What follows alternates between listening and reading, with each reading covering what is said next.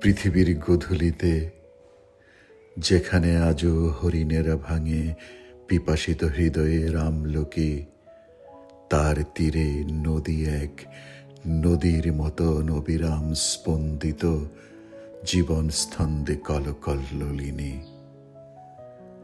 আর আমরা তখন তাঁর সেই উষ্ণ সংবেদী দাবদগ্ধ নীল ঠোঁট থেকে প্রবাহিত শব্দাবলীর সম্মুখে ন্যস্ত করি আমাদের যত বিহ্বলতা, বোধ, বোধি, প্রেম, প্রণয়, পিপাসা।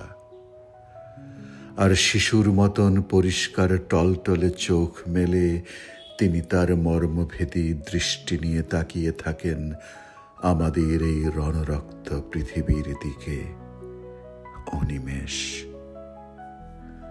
আর আমাদের হৃদয়ে তখন অঘ্রাণ হেমন্তের যত বিপন্ন বিষাদ।